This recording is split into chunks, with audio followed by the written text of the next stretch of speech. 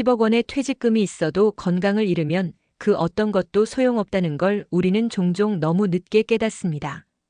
퇴직 후의 삶을 기대하며 직장을 떠나는 수많은 사람들, 특히 위험과 스트레스 속에서 수십 년을 버틴 공무원이나 소방관 같은 이들에게 퇴직은 자유이자 보상입니다. 오랜 시간 자신의 몸과 마음을 희생한 만큼 이제는 편히 쉬며 하고 싶은 걸 하고 가족과 더 많은 시간을 보내겠다는 기대가 크죠. 하지만 예상치 못한 건강 문제는 이 모든 계획을 무너뜨릴 수 있습니다.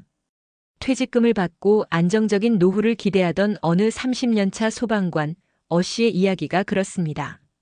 생명을 살리는 일을 천직이라 여기며 단 하루도 허투루 살지 않았던 그는 퇴직 후 자신만의 작은 전원주택을 짓고 농사도 짓고 건강하게 살 계획이었습니다. 그렇게 10억 원에 달하는 퇴직금을 받았고 처음엔 여유도 있었습니다. 하지만 퇴직 후 2년이 지나면서 갑작스런 체중 감소와 극심한 피로가 반복되었고 결국 병원에서 췌장암 진단을 받게 되었습니다.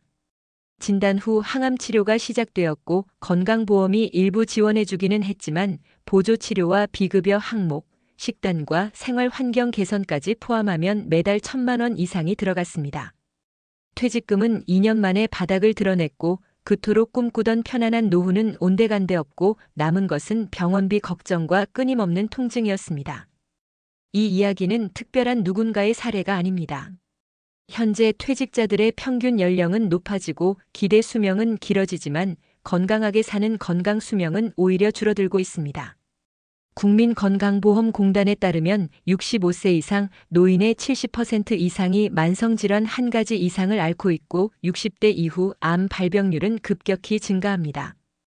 이런 현실 속에서 단순히 돈만 준비된 노후는 결코 안전하지 않습니다. 몸이 버텨주지 않으면 모든 준비는 허사가 됩니다. 실제로 퇴직자 중 가장 후회하는 준비 항목 1위는 건강이라고 합니다. 지금부터는 이와 비슷한 사례 3가지를 통해 왜 건강한 노후 준비가 중요한지를 짚어보겠습니다. 첫 번째 사례는 58세에 퇴직한 교직원 B씨입니다. 그는 건강한 체질이라 자부하며 정기 건강검진도 대수롭지 않게 여겼습니다. 퇴직 후 여행도 다니고 취미 활동도 즐기며 활기찬 삶을 시작했지만 어느 날 오른쪽 눈의 시야가 가려진다는 증상이 생겼고 결국 뇌졸중 전조 증상이라는 진단을 받았습니다.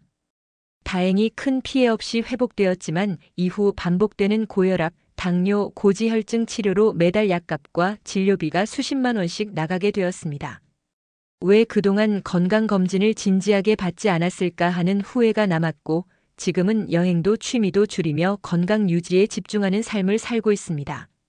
두 번째 사례는 대기업을 다니다 55세에 명예퇴직한 C씨입니다. 그는 퇴직 후 자영업에 도전하며 노후에도 수익을 내겠다는 계획이 있었습니다. 실제로 퇴직금 중 일부를 투자해 카페를 오픈했고 초반엔 순조로웠습니다. 하지만 1년 반쯤 지났을 때 극심한 손목 통증과 허리 통증이 시작되었고 병원에서는 퇴행성 관절염과 초기 디스크 판정을 내렸습니다. 매일 아침 6시부터 저녁 10시까지 가게를 지키던 일정은 곧 몸이 따라주지 않게 되면서 사업도 중단하게 되었고 남은 건 대출금과 병원비뿐이었습니다. 그는 이렇게 말합니다. 돈을 벌기 위해 몸을 썼지만 결과적으로 그 돈보다 건강이 더 큰 가치라는 걸 알았습니다. 세 번째는 60세에 정년 퇴직한 D씨 부부입니다. 부부는 함께 노후를 즐기기 위해 지방으로 내려가 텃밭도 가꾸고 소박한 삶을 준비했습니다. 남편은 젊을 때부터 술과 담배를 즐겼지만 크게 아프지 않아 건강에 자신이 있었고 부인은 꾸준히 운동을 하며 건강을 챙겼습니다. 그러나 퇴직 후 3년 차에 남편은 폐암 말기 판정을 받았습니다. 치료를 위해 수도권 병원을 오가며 생활비와 병원비로 매달 수백만 원이 들어갔고 부인은 지칠 대로 지친 상태에서 이렇게 말합니다.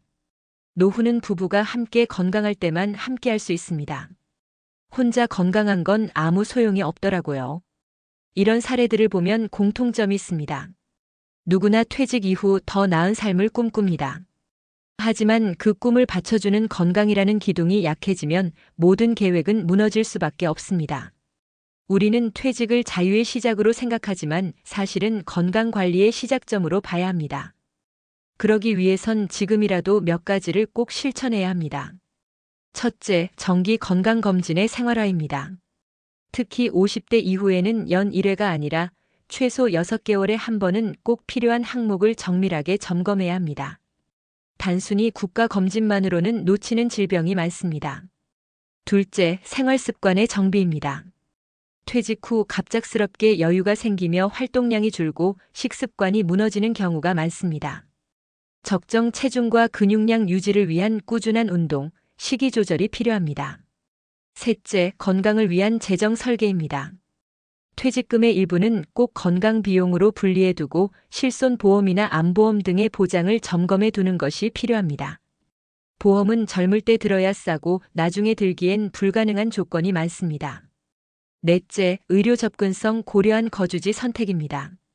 시골 전원주택이 아름다워 보일 수 있지만 갑작스러운 응급 상황이나 지속적인 치료를 위해선 종합병원과의 접근성이 매우 중요합니다. 결국 퇴직 후 삶은 단순히 일에서 벗어나는 자유가 아니라 몸과 마음이 버텨주는 상태에서만 가능한 새로운 인생의 이막입니다. 그리고 그 이막이 가능하기 위해선 퇴직과 동시에 건강을 위한 투자가 필요합니다. 당신은 무엇을 위해 퇴직을 준비하고 있나요? 돈인가요? 시간인가요? 혹은 여행과 여유로운 일상? 하지만 그 모든 것 앞에 건강이 준비되어 있지 않다면 그건 그림자뿐인 꿈일지도 모릅니다. 지금부터라도 건강을 위한 계획을 가장 먼저 세워보세요. 진짜 노후는 건강할 때만 가능합니다. 많은 사람들이 장수를 원하지만 사실 우리가 진짜 바라는 건 건강하게 오래 사는 것, 즉 건강수명입니다. 대한민국 국민 평균 수명은 남성 80.6세, 여성 86.6세입니다. 하지만 세계보건기구 WHO가 발표한 건강수명은 각각 72세, 74세에 불과합니다. 평균적으로 남성은 8년, 여성은 12년 이상을 질병이나 장애와 함께 살아가는 셈입니다. 그렇다면 그 건강수명을 어떻게 늘릴 수 있을까요? 의외로 복잡하지 않습니다. 오늘은 퇴직 후 반드시 실천해야 할 3가지 건강 습관을 과학적인 근거와 함께 말씀드리겠습니다. 첫 번째, 아침 햇빛과 함께 걷기 생체 리듬을 회복하라. 우리 몸의 생체 시계는 빛에 따라 조절됩니다. 특히 아침 햇빛은 뇌 속의 시상하부라는 기관을 자극해 멜라토닌 분비를 억제하고 세로토닌 분비를 촉진시켜 우울증 완화, 면역력 향상, 숙면 유도에 효과적입니다. 하버드 의대의 수면연구소 연구에 따르면 아침에 20분 이상 햇빛을 쬐며 걷는 사람들은 그렇지 않은 사람보다 우울증 발병률이 30% 낮고 밤 수면의 질이 40% 이상 개선된다고 보고됐습니다. 퇴직 후 생체 리듬이 무너지는 가장 큰 이유는 정해진 일정의 부재입니다. 아침 산책은 규칙적인 하루의 시작을 만들며 뼈 건강과 심혈관 건강에도 긍정적인 영향을 줍니다. 매일 같은 시간 가벼운 걷기부터 시작해보세요. 두 번째, 하루 단백질 60지 이상 섭취. 근육이 노후의 자산이다. 근육은 단순히 몸을 움직이는 것 이상의 역할을 합니다. 대사 조절, 면역력 유지, 낙상 예방, 인슐린 저항성 감소 등 전반적인 건강의 기초가 되는 조직이죠. 하지만 40대 이후 매년 1%씩 자연스럽게 근육량이 줄어들며 70대에는 절반 가까이 감소할 수 있습니다. 이를 근감소증 SARCOPENIA라고 하며 세계보건기구는 이 상태를 퇴행성 질환으로 분류하고 있습니다. 서울대학교병원의 연구에 따르면 하루 60지에서 80지의 단백질을 꾸준히 섭취한 60대는 그렇지 않은 동년배보다 근육량이 15% 이상 많고 당뇨병과 고혈압 발병률이 낮았습니다. 음식으로는 닭가슴살, 계란, 두부, 콩, 생선 등이 좋으며 고기 섭취가 어렵다면 단백질 파우더나 단백질 바도 활용 가능합니다. 중요한 건 하루 총 섭취량이며 골고루 섭취하는 것이 좋습니다. 세 번째, 감정 노동 대신 사회적 연결을 늘려라. 고립은 면역을 무너뜨린다. 퇴직 후의 가장 큰 적은 외로움입니다. 감정 노동에서 벗어나니 편해질 거라 생각했지만 사회적 역할이 사라지며 고립이 시작됩니다. 실제로 65세 이상 노인의 사회적 고립은 심혈관 질환, 치매, 우울증 발병 위험을 각각 29%, 32%, 57%까지 증가시킨다는 연구가 미국 질병통제예방센터 CDC에서 보고되었습니다. 사회적 연결은 단순한 만남이 아니라 자기 존재감을 확인할 수 있는 관계입니다. 동호회, 봉사활동, 종교 모임, 지역 커뮤니티 참여가 좋은 예입니다. 누군가와의 대화가 하루 10분 이상만 지속되어도 코르티솔 수치가 줄어들고 면역세포 활동이 활발해진다는 연구도 있습니다. 퇴직 후의 삶을 정말 풍요롭게 만드는 건 혼자 보내는 고요한 시간이 아니라 누군가와 연결된 경험입니다. 이 세 가지 습관은 복잡하거나 돈이 많이 드는 것도 아닙니다. 매일 아침 30분 걷기, 단백질 중심 식단과 간단한 운동, 일주일에 한두 번 사람과 연결되는 시간. 단순하지만 강력한 변화는 이렇게 시작됩니다.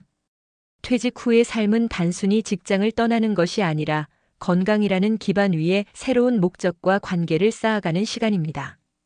지금부터 준비해도 늦지 않습니다. 건강하게 오래 사는 건 누구나 바라는 꿈이지만 준비 없이 오는 건강은 없습니다. 지금의 작은 습관이 10년 후의 나를 지킵니다. 오늘 당신은 어떤 건강 습관을 실천하셨나요?